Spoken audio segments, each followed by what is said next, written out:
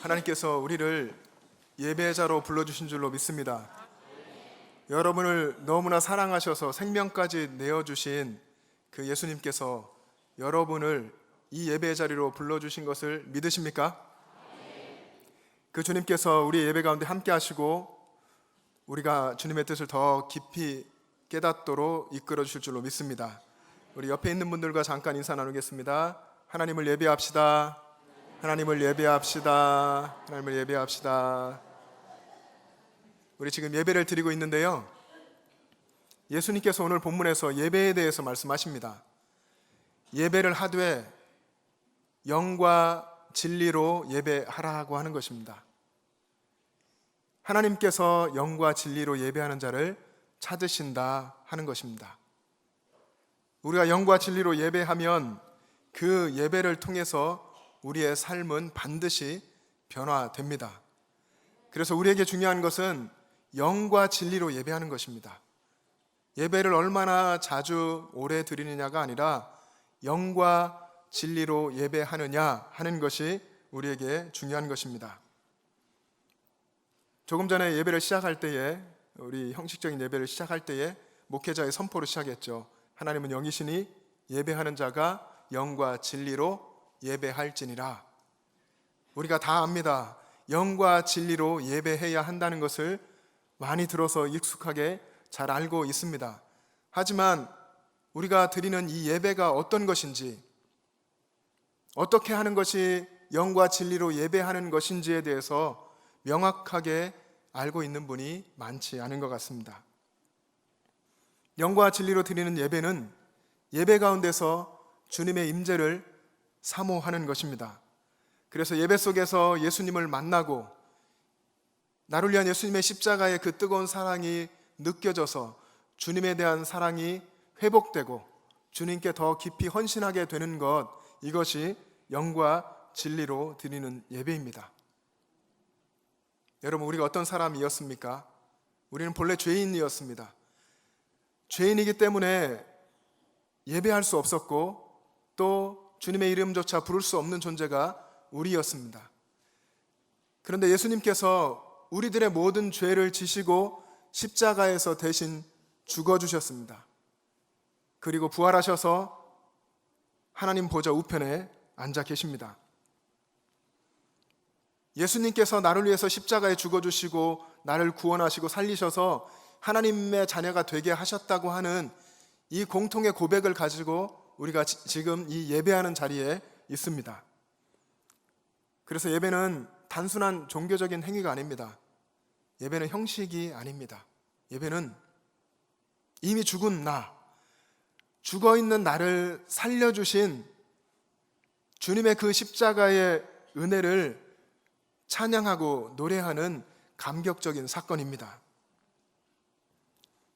그래서 그렇게 영과 진리로 예배하는 사람의 삶은 반드시 변화됩니다.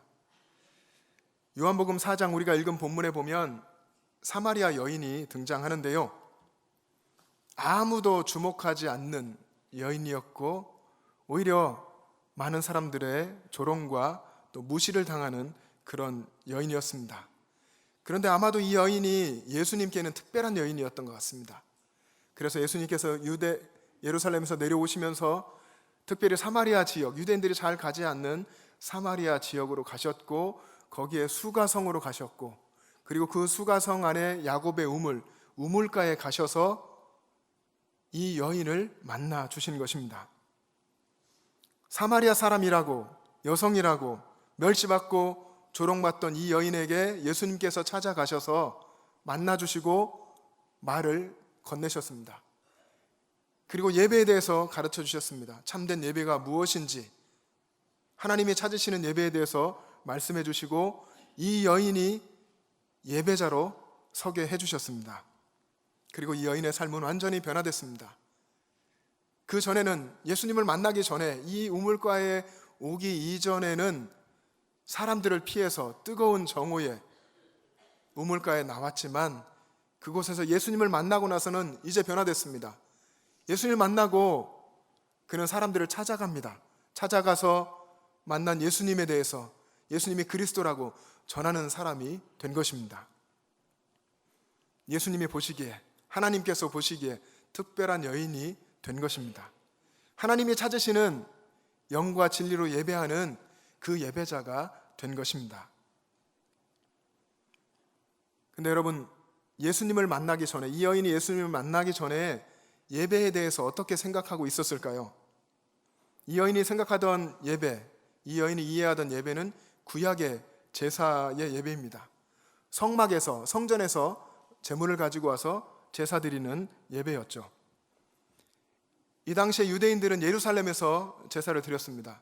그리고 사마리아인들은 다른 곳에서 예배를 드렸습니다. 감히 예루살렘에 갈 수 없었고 그리심산이라고 하는 축복의 산으로 여기는 그리심산에서 예배를 드렸는데, 여인이 질문합니다. 예수님 만나고 질문의 내용이 이겁니다. 예수님, 저희들은 조상 대대로부터 이 그리심산에서 예배를 드렸습니다. 그런데 유대인들은 예배할 곳이 예루살렘에 따로 있다고 합니다. 예수님, 어느 곳이 예배할 장소입니까? 어떤 게 맞습니까? 하고 물은 겁니다. 이 여인이 예배에 대해서 굉장히 관심이 많이 있었던 것 같습니다. 이 여인이 이해했던 예배에 대한 개념은 장소의 개념입니다. 조상부터 대대로 예배드리던 곳, 유대인도 예배드리던 곳, 사마리아인도 예배드리던 곳, 이 장소로서 이해했습니다. 구약 성경을 여러분 읽어보시면 구약에 성막이 있죠. 회막이 있습니다. 그리고 성전이 있습니다. 이곳은 하나님의 임재의 상징입니다. 하나님께서 그곳에 계셔서 온 하나님의 백성을 통치하고 다스리신다고 이해했습니다. 그래서 예배는 오직 이곳에 와서, 성막에 와서 성전에서만 예배해야 했습니다. 그렇기 때문에 예배해야 될 진짜 장소가 어디입니까? 하고 물었던 것입니다. 장소에 대해서 물은 이 여인에게 예수님이 대답하십니다. 예수님의 대답은 다른 대답이죠. 장소를 알려주신 것이 아니라 때에 대해서 이야기를 하십니다. 오늘 23절 본문의 말씀에 보면 이렇게 기록되어 있습니다. 아버지께 참되게 예배하는 자들은 영과 진리로 예배할 때가 오나니 곧 이때라. 그때가 오는데 이때다, 곧 온다 말씀하십니다. 장소가 아닌 때를 이야기하신 이유가 뭘까요? 예수님 말씀하실 때 이제는 예배는 장소의 문제가 아니다. 이제 영과 진리로 예배를 드려야 한다. 그때가 온다. 그때의 주인은 바로 나다. 그때의 주인은 예수님이다 라고 말씀하는 겁니다. 예수님을 통해서 드리는 예배가 영과 진리로 드리는 예배라 하는 것입니다. 이렇게 예수님을 통해서, 예수님의 십자가 그 은혜로 하나님께 나아가는 그 사람을 하나님이 찾으신다라고 말씀하시는 것입니다. 예수님께서 앞으로 지시게 될 그 십자가와 예배가 연결되는 것입니다. 예수님의 십자가 사건을 우리가 잘 알듯이 성전의 지성소의 휘장이 위에서부터 아래로 찢어졌습니다. 그런 것처럼 이 십자가의 사건으로 예수님께서 우리들 마음 가운데 성령으로 임하시는 줄로 믿습니다. 그래서 예수님이 마음속에 임재한 그 성도는 그가 살아가는 모든 삶의 현장, 모든 순간에서 예배하는 자가 되는 것입니다. 예수님께서 우리 안에 거하시겠다는 것, 우리 안에 임재하셔서 우리를 거룩한 성전이 되게 하시고 아무 때나 어디서나 예배자가 되게 하시겠다 하는 것입니다. 이것은 예수님께서 우리에게 베풀어 주신 놀라운 은혜입니다. 이제 예수님을 만난 사람은 사마리아 여인이 그런 것처럼 우리도 예수님을 만나면 언제 어디서나 하나님이 찾으시는 그 예배자로 살아간다 하는 것입니다. 그래서 삶의 예배자가 되는 것입니다. 이 예배에서 핵심, 가장 중요한 것은 예수님의 십자가입니다. 여러분 지금 예배한다고 앉아 있는데 예수님의 십자가가 여러분 가슴에 새겨져야 합니다. 예배에서 가장 중요한 것은 예수님의 십자가입니다.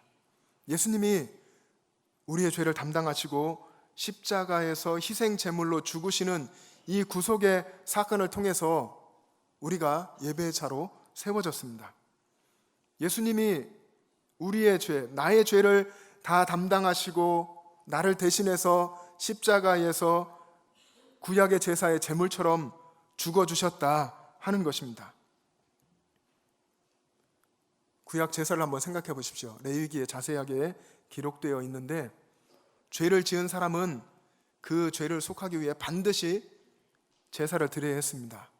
죄를 지은 사람이 율법의 규례를 따라서 흠없는 제물을 정하고 제단으로 가지고 와서 그 제물 위에 안수하고 그 제물을 죽여서 그의 죄가 용서받는 것입니다. 이것이 구약의 제사인데 여러분, 그 제물을 잡는 사람이 누구인지 아십니까?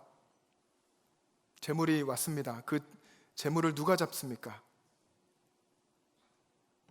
1번 객관식입니다. 1번 제사장이 잡습니다. 2번 제물을 가져온 사람. 어떤 것이겠습니까? 네? 1번이요? 예, 1번인 것 같습니다. 그런데 여러분 성경을 잘 읽어보시면 제단에 가져온 제물을 죄를 지은 그 사람, 제물을 가져온 사람이 잡게 되어 있습니다. 구약 이 제사에 대해서 전문가에게 유대에서 또 오래 살고 그런 전문가에게 이야기를 들은 적이 있는데요. 죄를 지은 사람이 제물을 잡을 때에는 그 죄를 지은 사람이 잡는데 그 잡는 칼을 들고 제물의 정수리나 아니면 목, 가장 급소를 단번에 찔러서 죽여야 한다고 합니다. 그런데 단번에 죽이지 못하는 경우가 있습니다. 단번에 죽이지 못하면 어떻게 되겠습니까? 양은 그래도 좀 덜하지만 염소나 이런 소 이런 거를 드릴 때에는 정말 소리를 지르면서 발악을 하겠죠. 그럼 어떻게 됩니까? 죽을 때까지 찔러야 됩니다. 죽일 때까지 계속해서 죄를 지은 사람이 찔러야 하기 때문에 피가 흥건하게 튀고 몸과 옷에 다 묻을 것이고 온통 피가 아마 낭자한 그런 모습이 될 것입니다. 그래서 구약의 제사는 피 흘림의 제사라고 말합니다. 피 흘림이 없은즉 사함이 없느니라 한 히브리서 9장 22절의 말씀이 그런 뜻입니다. 죄를 지은 사람에게 자신이 직접 그 제물을 죽이면서 하나님으로부터 용서를 받는다고 하는 것을 생각할 때에 그 은혜가 얼마나 뜨겁게 깊이 각인되겠습니까? 내가 다시는 죄를 짓지 말아야지. 아마 그렇게 생각했을 겁니다. 우리가 예배하는 이 예배를 여러분, 내가 나의 죄를 지고 죽어야 할 그 자리에 예수님께서 그렇게 나를 위해 피를 흘리시며 죽으셨다. 처참하게 십자가에 희생 제물로 달려서 내 대신 죽으셨다 하는 그런 십자가의 은혜에 대한 감격과 감동과 또 감사가 우리 가운데 있어야 할 줄로 믿습니다. 이 피 흘림의 예수님의 우리를 위한 희생으로 우리가 구원받았고 오늘 예배자로 우리가 살고 있는 것입니다.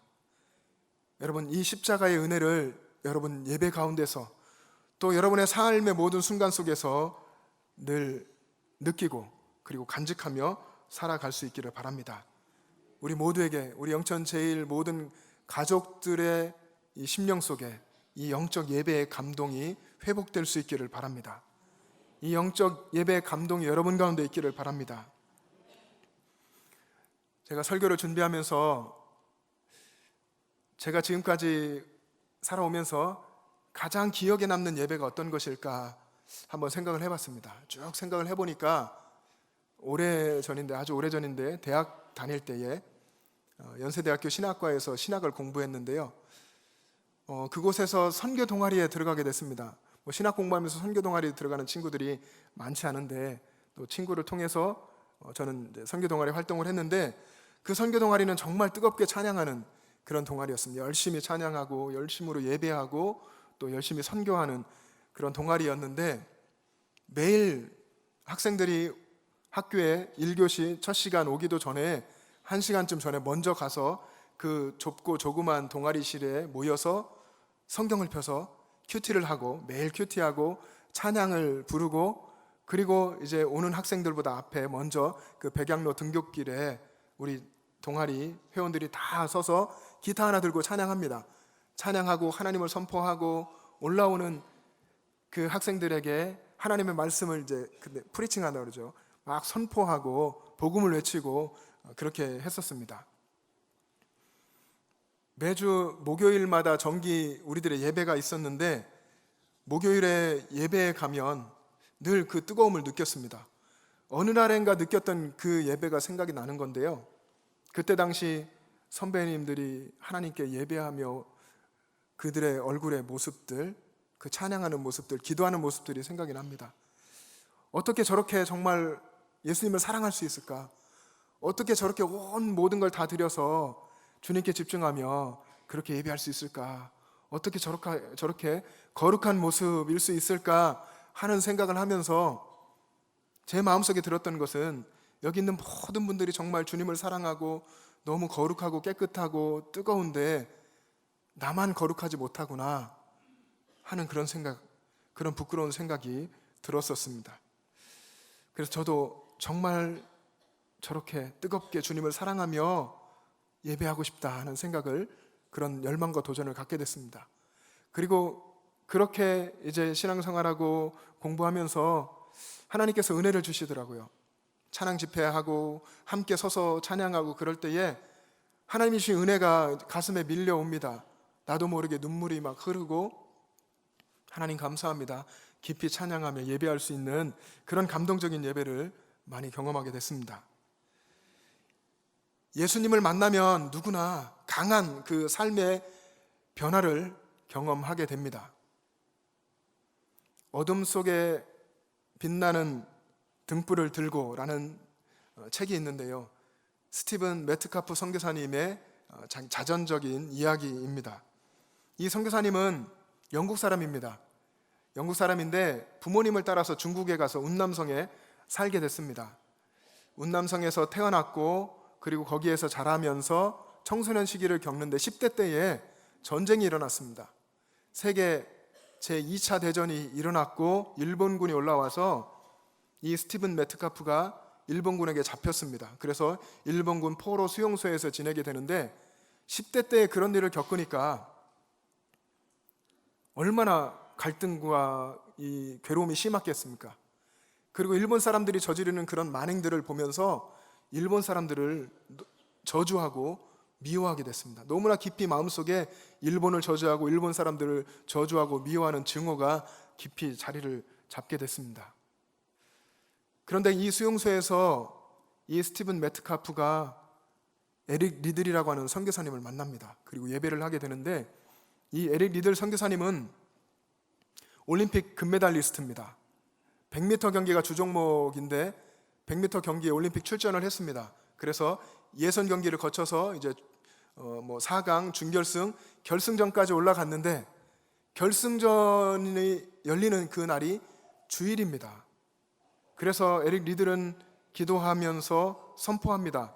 저는 예수님을 믿는 그리스도인입니다. 주일에는 경기하지 않겠습니다. 선포를 했습니다. 그래서 결승전에 나가지 않았습니다. 포기한 거죠. 그런데 이 에릭 리들의 재능을 아깝게 여긴 많은 선수들, 또 국민들, 그분들을 통해서 400m 경기에 출전하게 됐습니다. 주종목은 아니지만 400m 경기에 출전하게 됐고 에릭 리들은 아마 기도하며 달리기를 했겠죠. 400m 경기에서 세계 신기록으로 금메달을 땄습니다. 이 내용이 불의 전차라는 영화로도 나왔는데, 그렇게 해서 믿음의 사람이 어떻게 하나님 앞에서 살아가고 주신 것을 가지고 영광을 돌리는가 하는 것을 보여주었고, 그에게 모든 영국의 사람들이 명예와 존경을 표시하고 그리고 부도 얻었습니다. 그런데 이 에릭 리들은 그 삶을 다 포기하고 중국으로 선교를 떠나게 됩니다. 다 내려놓고 중국으로 선교를 가서 2차 세계대전을 만나게 됐고, 그리고 일본군에 잡혀서 포로 수용소에 들어가게 된 겁니다. 거기에서 절망과 좌절 속에 빠져있는 많은 사람들을 가지고 이 에릭 리들 선교사님이 성경 공부를 했습니다. 예배 드리고 성경을 가르치고 그렇게 지낼 때에 스티븐 메트카프라고 하는 이 10대, 이 미움으로 가득 찬 이 사람을 만나게 된 거죠. 그래서 성경을 공부하고 가르치는데, 그렇게 성경 공부를 계속하다가 어느 날인가 성경 공부 시간에 원수를 사랑하라 하는 산상보훈의 내용을 공부하게 됐습니다.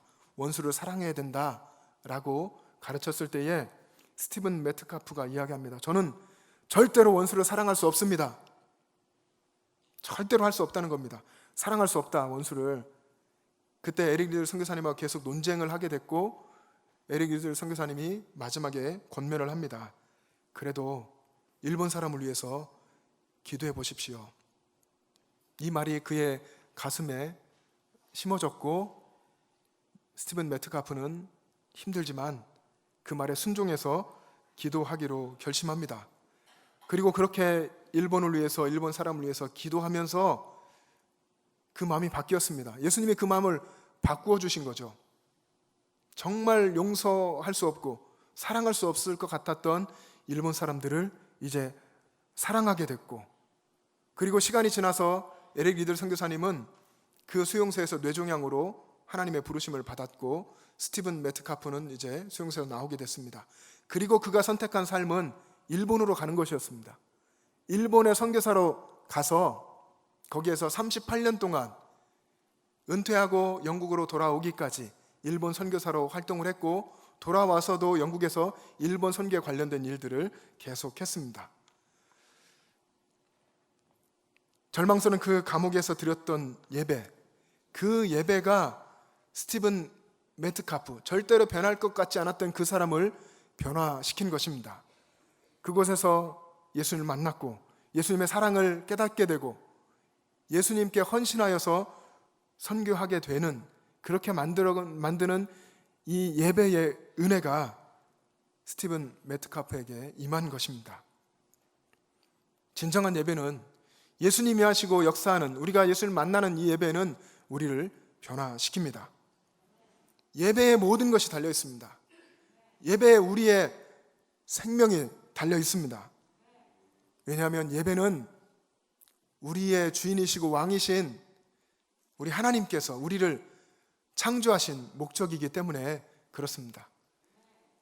이사야 43장 21절의 말씀에 보면, 이 백성은 내가 나를 위하여 지었나니 나를 찬송하게 하려 함이니라. 나를 찬송하게 하기 위해서, 그 예배와 찬양을 받기 위해서 하나님이, 하나님의 백성 우리를 지으셨다 하는 것입니다. 그 창조주 하나님이 사마리아 여인이 있던 그때에 예배하는 자를 찾으셨습니다. 그리고 그 하나님이 지금 우리의 삶에 함께 계시면서 예배하는 자를 찾으십니다. 참되게 예배하는 자, 영과 진리로 예배하는 자를 찾으십니다. 요한복음 4장 23절, 우리가 읽은 본문에 그렇게 기록되어 있는데, 하반절에 아버지께서는 자기에게 이렇게 예배하는 자를 찾으시느니라. 아버지 하나님께서 예배하는 자를 찾으신다 말씀하십니다. 찾으신다, 찾는다 하는 헬라어가 제테오라는 헬라어인데요, 이 단어의 본래의 뜻은 집요하게 찾는다, 그리고 최선을 다해서 성심껏 찾는다 하는 의미가 있습니다. 이 단어가, 제테오가 다른 곳에도 쓰였는데, 거기서는 찾을 때까지, 찾아내기까지 수색하거나 또 면밀히 조사한다, 이런 의미를 가지고 있습니다. 예배하는 자를 찾으시는 그 하나님의 열심이 어떠한 것인지를 우리가 알게 됩니다. 여러분, 우리는 예배를 드리고 있습니다. 하나님을 예배한다고 합니다. 그런데 나는 정말 과연 하나님께서 찾으시는 그 예배자일까? 나는 예배를 정말로 하나님께만 드리고 있는가? 영과 진리로 예배하고 있는가 하는 것을 생각해야 합니다. 예배 드리고 나가면서 오늘 예배 드렸어, 이번 주 예배 참석했어, 예배 드렸어 이야기하는데, 내가 드리는 예배, 내가 드렸던 그 예배들이 정말 주님을 기쁘시게 하는 참된 예배인가, 그런 예배였는가 하는 것을 생각할 수 있기를 바랍니다. 사랑하는 여러분, 예배의 구경꾼이 되지 않았으면 좋겠습니다. 다른 사람은 다 구경꾼이 되어도 나는 나를 위해서 나 때문에 십자가에 죽어주신 예수님의 그 십자가 사랑을 깨닫고 예수님께만, 주님께만 집중하는 그런 예배자가 되고 싶습니다 하는 그런 소원이 여러분 가운데 있기를 바랍니다. 그래서 정말로 주님께 드려지고, 그리고 하나님이 기뻐하시는 예배, 하나님을 높이는, 하나님을 노래하고 찬양하는 예배를 드리는 여러분 될 수 있기를 바랍니다. 그렇게 우리가 예배할 때에 그때 우리가 살아납니다. 그때 예수님께서 우리를 살려주십니다. 주님을 찬양하며 살도록 우리를 만드셨기 때문에 우리가 그렇게 주님을 찬양하며 주님을 노래하며 주님을 예배할 때에, 그때 그렇게 주님 안에 있을 때가 우리는 가장 행복하고, 그때 하나님과의 관계가 회복되고, 그리고 삶이 변화됩니다. 예배를 통해서 정말 잘 드린, 영과 진리로 드리는 그 예배를 통해서 우리의 삶이 바뀌기 시작하는데요, 그러면 나갈 때 행복함이 보이고 미소가 보이고 마음이 열리게 되고 삶이 달라질 것입니다. 우리가 영과 진리로 예배하면 성령 안에서, 그리고 진리 가운데 우리가 세워집니다. 그것이 하나님이 우리에게 주시는 은혜입니다. 그동안 우리가 많은 예배를 드려왔는데, 예배를 드리면서도 내 삶이 변화되지 않았다면, 그렇게 생각한다면 내가 정말 하나님이 찾으시는 영과 진리 예배를 드려왔는가 하는 것을 생각해 보시기 바랍니다. 우리 모두가 다 하나님이 기뻐하시는 예배, 주님이 오셔서 우리의 마음과 모든 것을 바꿔주시는 예배를 드리길 원하는데요, 그 예배이길 원하는데, 나가시면서 이따가 예배 마치고 나가실 때 옆에 계시죠? 옆에 계신 분들, 예배에 기쁨과 감격이 있는가, 변화되기 시작하는가 한번 보시기를 바랍니다. 그럴 때 우리 마음이 다 기뻤으면 좋겠습니다. 서로의 얼굴에 미소가 있고 정말 하나님 기뻐하신 예배를 드린 기쁨이 있는 그런 예배자였으면 좋겠습니다. 예배는 하나님께 영광이 됩니다. 하나님께 영광도 되지만 우리가 하나님을 만나는 행복한 일인 줄로 믿습니다. 그 예배의 행복이 여러분 가운데 있기를 바랍니다. 하나님을 예배하는 기쁨, 그 행복함으로 살았던 사람을 꼽으라고 한다면 저는 다윗을 말씀드리고 싶습니다. 하나님의 임재의 상징인 법궤가 들어올 때에 춤추며 찬양하며 예배했던 다윗.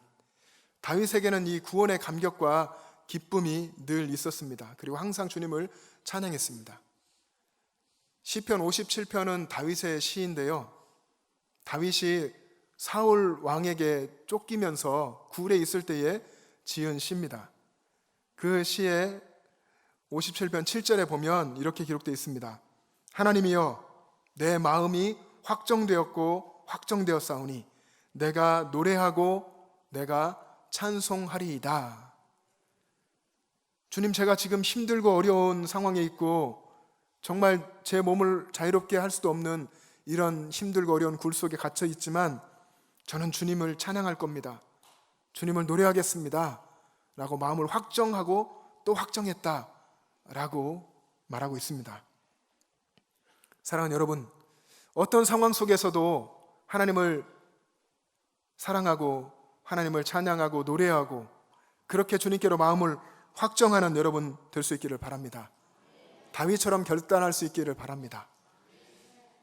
내가 굴에 있을지라도, 정말 이 세상을 살며 힘들고 어려운 상황에 놓여도, 황무지에 있더라도, 누군가에게 배신을 당하는 억울한 상황에 놓인다 할지라도 그 상황을 주장하시고 우리 마음에 임하시는 주님을 바라보고 주님의 은혜를 기억하면서 주님께로 마음을 드리고 확정하고 확정하는, 찬양하고 예배하는 저와 여러분 될 수 있기를 간절히 바랍니다.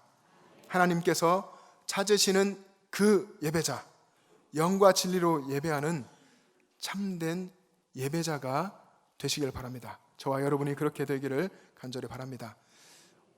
오늘은 찬양을 하나 같이 했으면 좋겠는데요, 다 함께 찬양을 같이 부르고 그리고 기도했으면 좋겠습니다. 가사를 생각하시면서 같이 찬양했으면 좋겠습니다. 찬양은 잘 하지 못해도 상관없습니다. 저는 찬양을 잘 못합니다.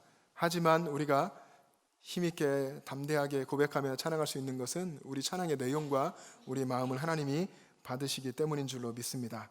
우리가 진정한 예배자가 되기를 원하는 그런 마음으로 이 시간 함께 찬양했으면 좋겠는데요, 임재라고 하는 곡을 찬양하면 좋겠습니다. 그 가사가 하늘의 문을 여소서 이곳을 주목하소서 주를 향한 노래가 꺼지지 않으니 하늘을 열고 보소서 이곳에 임재하소서 주님을 기다립니다. 우리 함께 마음을 다해서 한번 찬양하겠습니다.